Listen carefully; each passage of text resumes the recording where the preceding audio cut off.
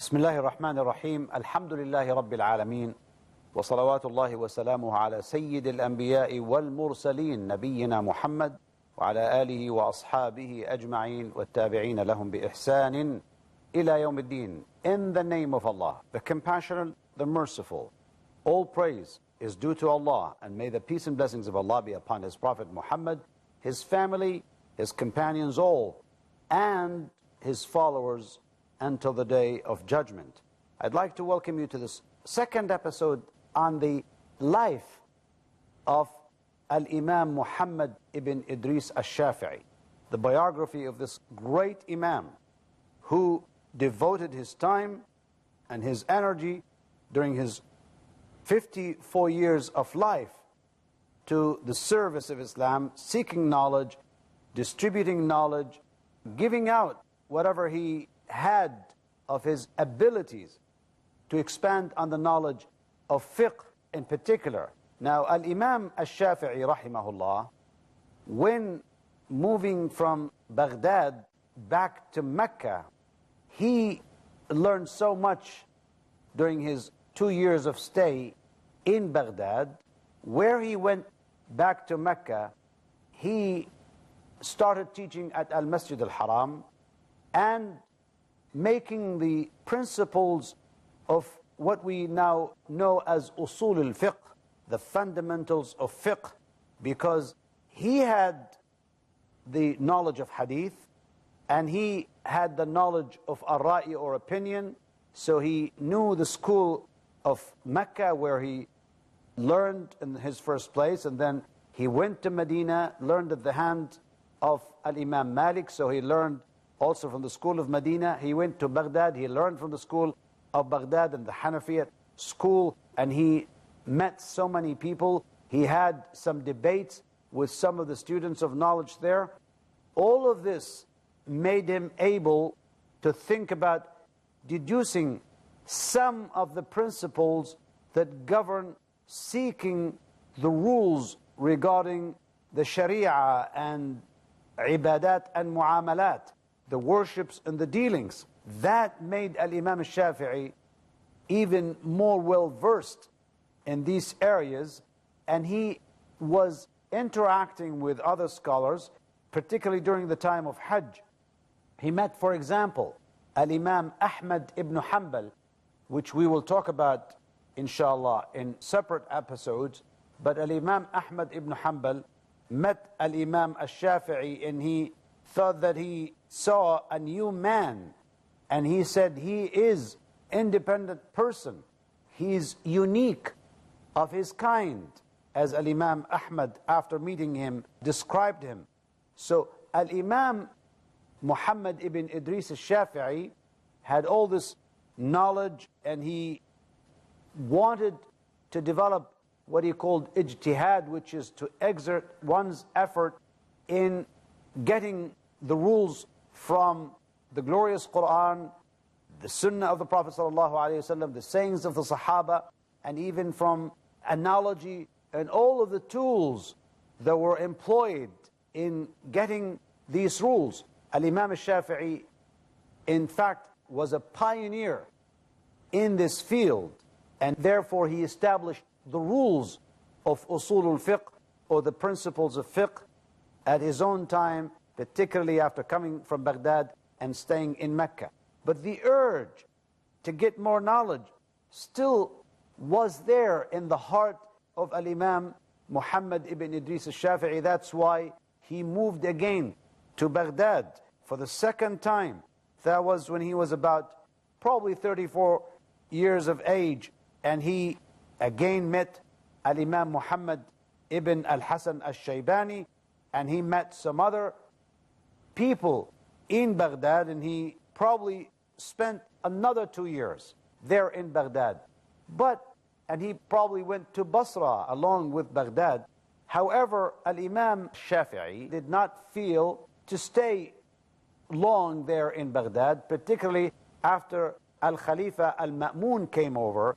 And Al-Khalifa Al-Ma'mun, we know that he had this fitna of khalqul Quran, this testing and trial and tribulation of the proclaim that Al-Quran was created. It was not spoken directly by Allah subhanahu wa ta'ala, but rather was independently created. That, of course, is against the true belief that Allah subhanahu wa ta'ala spoke it, and Allah's ability to speak is eternal.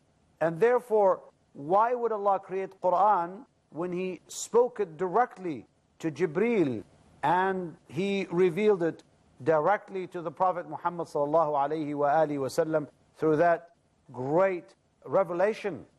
Now, of course, when he felt that the atmosphere in Baghdad was not right, he moved to another place. He wanted to go to Egypt. And there in Egypt, he taught for about 4 years or 5 years until he died in Egypt at the year 204 Hijrah, corresponding to 820 of the Gregorian calendar. Now, that was a brief story of the life of Al-Imam Abu Hanifa. I will tell you about how he died, but before that, let me emphasize what Al-Imam Muhammad ibn Idris Al Shafaiee rahimahullah did in Baghdad and in Egypt in particular. Because when he went to Egypt, he found a new situation. He found that people were either following the Maliki school of fiqh or the Hanafi school of fiqh. And he said, no, I can combine the two together. I can get the best out of the school and the best out of the school. In other words, he would depend on the Quran and the Sunnah, and he would find, again, any room for exerting his effort to find, even to depend on opinion and some classification, organization of some of the issues of the time there, and therefore he was able to produce a new fiqh, which is again going along the same lines of the Imams before him, the two Imams, Al-Imam Abu Hanifa rahimahullah and Al-Imam Malik ibn Anas rahimahullah. But he had his own, and he wrote his great book, Al-Risala, the Message, where he laid down these principles of Usul al-Fiqh in that book, and he even produced a new book called the Mother, and which had thousands of hadiths and interpretations. And of course, it is printed nowadays in 8 big volumes, which was printed by Al-Azhar. And we know that Al-Imam Al Shafaiee rahimahullah had this great wealth of knowledge, and therefore he was able to give it to students, to interact even with the scholars of Egypt, like Al-Layth ibn Sa'd, for example. And he was giving the students knowledge. He loved Egypt. He even changed some of the things that he used to say in Baghdad because of the new understanding, and they call it Al-Fiqh al-Jadid as opposed to Al-Fiqh al-Qadim, the new fiqh, as opposed to the old fiqh in Baghdad. He was a man of open mind, a man who was ready to re-study and re-criticize and look at his own work. In fact, during that time, he found that some of the followers of Al-Imam Malik, rahimahullah, were so much exaggerating about the status of Imam Malik. They thought that he was even a holy person, in the sense that they used to go to some of his clothes, for example, in faraway lands like in Andalusia, and they would touch upon these clothes seeking barakah, as they say, or blessings. Of course, this is prohibited and not allowed, because the blessings can be taken only from Allah subhanahu wa ta'ala, asked from Allah subhanahu wa ta'ala, not from a human, not to touch a human being or his clothes or whatever belongs to him. All of that was not right and was not correct, and therefore Al-Imam Al Shafaiee, feeling that he wanted to protect the concept of Tawheed and the concept of purity in Iman and believe in Allah subhanahu wa ta'ala, wanted to clarify some matters. and he had some ideas that he wanted to rejudge some of the sayings and verdicts given by Al-Imam Malik rahimahullah, although these two were of great caliber, and they were, even the Shafi'i was a student of Al-Imam Malik at one point in time, but he felt he wanted to give a second opinion regarding some of the things Al-Imam Malik said, and therefore he was hesitant in the beginning because this was his own teacher, he was his own ustad, as he said. And then at one point in time he said, after making istikhara, I will produce this book. And he produced this book regarding the fiqh of Al-Imam Malik in Egypt. That of course provoked those from the Maliki school in Egypt, and even they complained to the governor of Egypt at that time that he's making these criticisms of our Imam and so on. Yet Al-Imam Al Shafaiee went on to give his own opinion, to seek the truth, because he was only looking at the Quran and the Sunnah and the saying of the Sahaba. That was the basis for all of his own fiqh, and that produced a new roads. It opened wide roads into the area of fiqh and enrich this field so much. I will be addressing more the biography of Al-Imam Al Shafaiee and his own character as a human being and a scholar after a short break. So please, stay with us.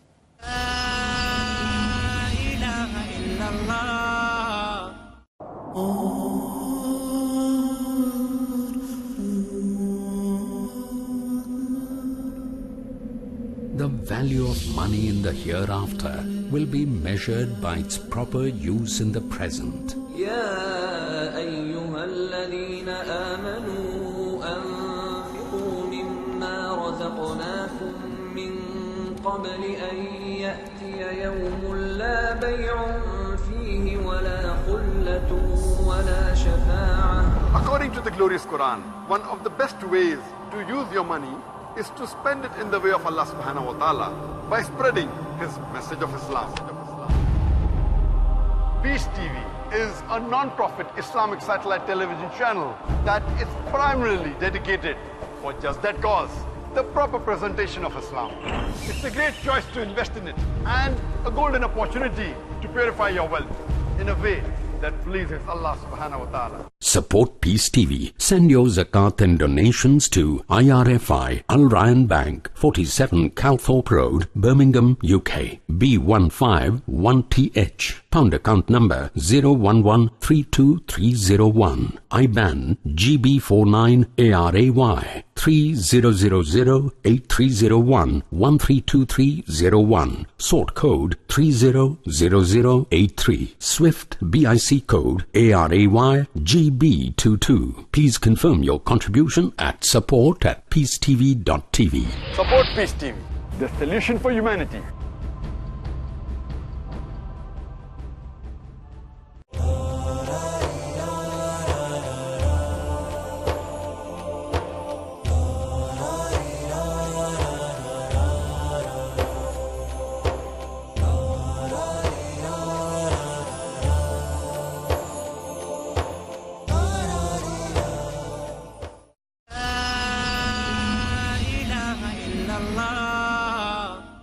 Bismillahir Rahmanir Rahim. Alhamdulillah wa salatu wa salamu ala Rasulillah. We are back with you, and we are addressing the biography of Al-Imam Al Shafaiee. And as you heard, Al-Imam Al Shafaiee rahimahullah did what he did in order to establish the fundamentals of fiqh, and he wanted to even bring new roads into the area of fiqh and let people understand some rules brought from the Quran and the Sunnah. And that's why his school started to spread. Even in Egypt and some other places, Al-Imam Al Shafaiee himself had a great character. Although he lived in Egypt, for example, for only 4 to 5 years, he contributed so much, he did so much, because that was the culmination of his knowledge after going to Yemen, going to Mecca, Medina, Baghdad, and to Egypt. All of this gave him a wealth of knowledge. Now, how would you look at his own character as a human being? Well, he was a very, very humble man, very generous and kind. In fact, he used to help his own people, although he himself was poor, but yet, like Al-Rabi' ibn Sulaiman, I think he was one of his students, when he asked him about, did you marry? He said, yes, I married with 30 dinars, and I paid only 6, and still the rest to be paid later. Al-Imam Al Shafaiee sent him the 24 dinars that are still left from that dowry in order to pay it to his wife. And the same thing with his own character of ibadah. In Ramadan, he used to spend nights reading the glorious Quran and indulging in both the worship and the contemplation and the writing of knowledge. In fact, when he met Al-Imam Ahmed ibn Hanbal in Baghdad, he said that Al-Imam Ahmed was telling his daughter about the biography and the way Al-Imam Al Shafaiee was conducting himself, and she kept observing what Al-Imam Al Shafaiee was doing. Of course, Al-Imam Ahmed was known for his intensive worship at night, but Al-Imam Al Shafaiee, she realized that he didn't go for wudu, he didn't probably stand up to perform salah, and then in the morning she said, Father, I didn't see your friend here, your companion, doing anything like standing up for prayer all night. Then he asked him, he said, what did you do, Imam Shafaiee, last night? He said, I kept thinking about some issues of knowledge, and I spent the whole night just thinking about that. Then Al-Imam Ahmad returned to his daughter and said, look, that's what this Imam is after. Yes, ibadah is not only to perform prayers, but also to indulge in the seeking of knowledge and to think about it and to try to find rules and how to get some guidance and light from the verses of the Quran and the text of the hadith of the Prophet ﷺ. So that was the character of Al-Imam Al Shafaiee rahimahullah himself. In fact, when you think about what people said about him in terms of his ibadah, his piety and taqwa, and all of what he did, for example, because he learned from so many sheikhs in different places, he also passed on the knowledge to so many students in Mecca and in Egypt. And in fact, if we can talk about all of the various people that he met, and he gained the knowledge, he sharpened his skills of looking after the rules in fiqh, but he had this very rich knowledge of Arabic in particular, and anyone studying Sharia has to master the Arabic language and has to know the various dialects and the meanings of what is in the Quran and what is in the Sunnah. It's not easy to reach this unless an effort is made, and that's what these people did, like Al-Imam Malik, Al-Imam Al Shafaiee, Al-Imam Ahmad, and before them all, Al-Imam Abu Hanifa. May Allah be pleased with all these four and all of the scholars of Islam. Al-Imam Al Shafaiee himself felt that I needed to do something because he learned from the school of Al-Iraq and the school of Medina, the school of Mecca. Even when he was in Yemen, he was studying at the hands of some scholars in Yemen. So he gained all of this knowledge together from various sources. And therefore, he was able to produce his own books. As we mentioned, we had so many books for him, either Al-Risala, which was originally written in Baghdad, but then developed later on in Egypt, the book where it is one of the greatest books in fiqh, in history. Also, he talked about ikhtilaf al-ahadith, the differences among hadiths, and he talked about bayanu fardillahi azza wa jal, the explanation of the obligation of Allah subhanahu wa ta'ala, sifatul amri wal nahi, the description of how you enjoin good and how you forbid evil. He's talked about اختلاف مالك والشافعي, the differences between Malik al-Shafi'i, اختلاف العراقيين, the differences among the Iraqis, meaning the Iraqi scholars of fiqh. He even talked about his own teacher, Muhammad ibn al-Hasan al-Shaybani, who was a student of knowledge and a follower of Imam Abu Hanifa. He said, الرد على الإمام أبي حنيفة. Even he refuted some of the sayings of Muhammad ibn al-Hasan, Fada'il Quraysh, the privileges and the good manners of Quraysh as a tribe, because he himself was a Qurashite. All of this gave us this wealth of knowledge from Al-Imam Al Shafaiee, rahimahullah ta'ala.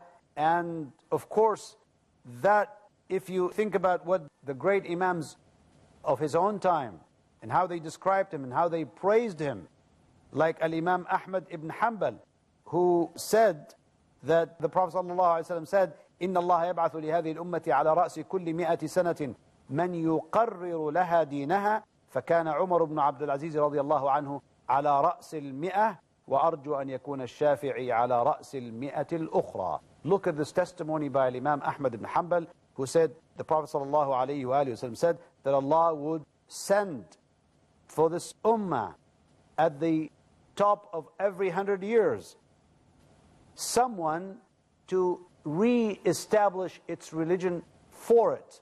And the Khalifa Umar ibn Abdul Aziz, rahimahullah, was sent on the top of the first 100 years, and I hope that Al-Shafi'i was the second one in the top of the 200 years, because Al-Imam Shafi'i lived until 204. So that was the status in the mind of Al-Imam Ahmed ibn Hanbal.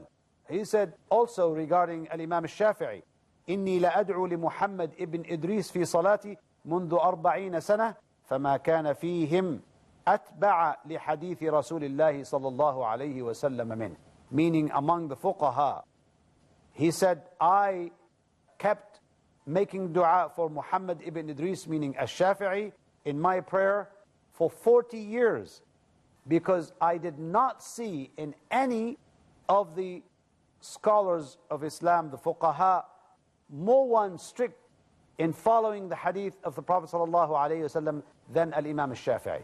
Al-Imam Al Shafaiee was not influenced by what he learned from the various schools or even by the various civilizations at the time, the Greek, the Roman, the Persian, and so on. They did not influence him in any way negative. Rather, the interaction sharpened his skills and made him what he was as a leader of Ahl Sunnah wal Jama'ah, as a great Imam who enriched the area of fiqh with his own knowledge. Now in Egypt, coming to the end, Al-Imam Al Shafi'i rahimahullah died after getting so sick. Of course, he did not live for long, as we said, 53 or 54 years, and he had this disease of hemorrhoids where he used to get some blood even when he was very sick. When carried on his camel or his own horse, he used to get the blood out on his clothes and on the animal itself. So that was how he spent his lifetime. Even he was teaching when he was with severe pain, but he was after knowledge, teaching this knowledge, until he left with us this treasure of books that we kept and we are still celebrating until today and for the centuries to come. Al-Imam Al Shafi'i was a great contribution for this ummah. He was a man of caliber, a man of great abilities and skills, and a man of courage, and a man that Allah subhanahu wa ta'ala made as a leader for this ummah. That's why his madhab and school of fiqh spread not only in Egypt, but in Africa, East Africa, in Iraq, in some parts of Syria and the greater Syria, and even beyond that into Khurasan and the other areas in Central Asia, because of what he did for Islam and Muslims. May Allah forgive him, may Allah put him high in paradise. May He make us see Him and meet Him and enjoy His company in Jannah. Ameen. وآخر دعوانا أن الحمد لله رب العالمين وصلى الله وسلم وبارك على نبينا محمد وعلى آله وأصحابه أجمعين والسلام عليكم ورحمة الله وبركاته. لا إله إلا الله، لا إله إلا الله، لا إله إلا الله، محمد رسول الله، محمد رسول الله. أرجو رضاك يا الله، أنت الرحيم يا الله، هبني عطاك يا الله، أنت الكريم منك العطاء يا الله، أنت العظيم يا الله، فيك الرجاء يا الله، أنت الحليم، الرحمن الستار، ملك الملك الغفار، الوهاب المنان المتعال.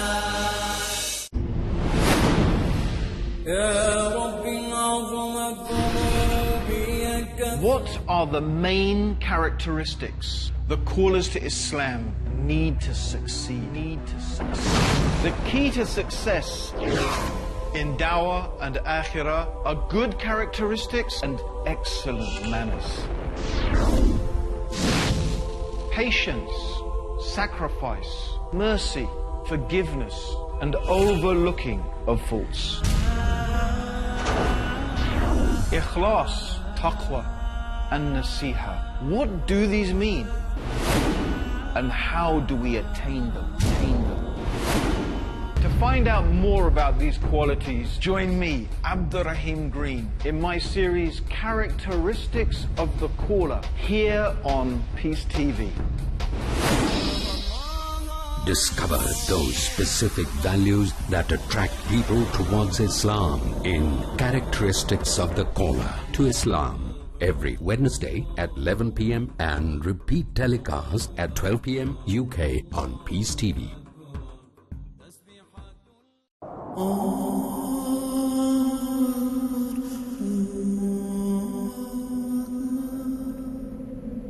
The value of money in the hereafter will be measured by its proper use in the present. يا أيها الذين آمنوا أنفقوا مما رزقناكم من قبل أن يأتي يوم لا بيع فيه ولا خلة ولا شفاعة. According to the glorious Quran, one of the best ways to use your money is to spend it in the way of Allah subhanahu wa ta'ala by spreading His message of Islam.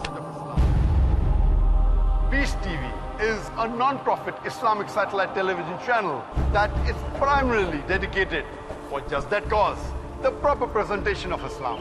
It's a great choice to invest in it and a golden opportunity to purify your wealth in a way that pleases Allah subhanahu wa ta'ala. Support Peace TV. Send your zakat and donations to IRFI Al Ryan Bank, 47 Calthorpe Road, Birmingham, UK. B151TH. Pound account number 011-32301. IBAN GB49ARAY 30008301 132301. Sort code 300083. Swift BIC code ARAY GB22. Please confirm your contribution at support@peacetv.tv. Support Peace TV, the solution for humanity.